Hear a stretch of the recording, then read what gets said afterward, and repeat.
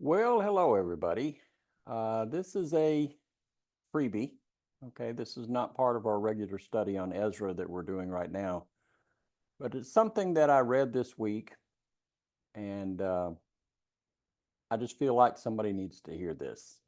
So, this story has been shared by Chuck Swindoll, by Greg Laurie, probably countless other pastors and ministers, but I think it is helpful for us to understand some things. And if you've heard the story before, then maybe you need to hear it again. Maybe we need to be reminded occasionally of some of the truths about being a Christian.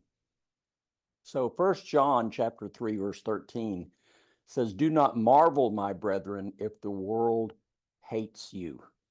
We try to be good people, we try to be good Christians, we try to follow the Lord, we try to do the right thing. And then, there's just people that pop up in our life that just, uh, are just mean to us. To they persecute us. They uh, talk about us behind our back. They ridicule us. They make fun of us. And a lot of times we'll go to the Lord. We'll say, "Lord, what am I doing wrong?" And we have to realize that we're not doing anything wrong.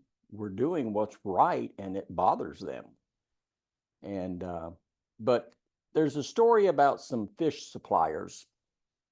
They were having problems shipping codfish from the East Coast to the West Coast because by the time the fish got on the West Coast, they were spoiled. So, they froze them, but by the time the fish arrived, they were mushy. They didn't taste good. So they decided to send them alive, but most of the fish would arrive dead. So that wasn't good either.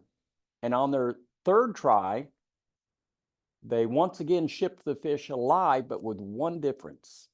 They included a catfish in each tank. Now, the catfish, if you didn't know this, is one of the natural enemies of the codfish. So by the time the codfish arrived, they were alive and well because they'd spent their entire trip staying away from the catfish. Catfish would chase them and the codfish would run away.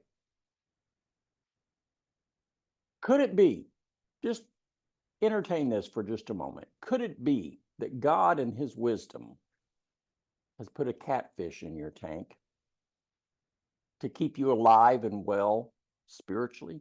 Maybe there's somebody at work who always has hardball questions for you every Monday morning regarding spiritual things. Hey, let me ask you something about the Bible. Let me ask you this. Let me ask you this. What do you think about this? Why does the Bible say this? Maybe it's the neighbor who constantly gives you a hard time about your faith. Maybe it's a spouse or a family member who doesn't believe. And you start to wonder, why is this happening to me? I'll tell you why. Because God allows it. It's just that catfish in your life, keeping you spiritually alert and on your toes. It's God's provision to protect you from a weak, mushy, dead faith.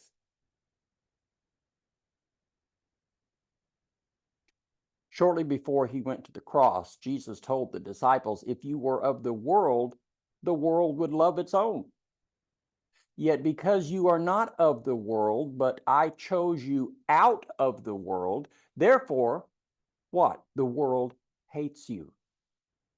John 15, verse 19.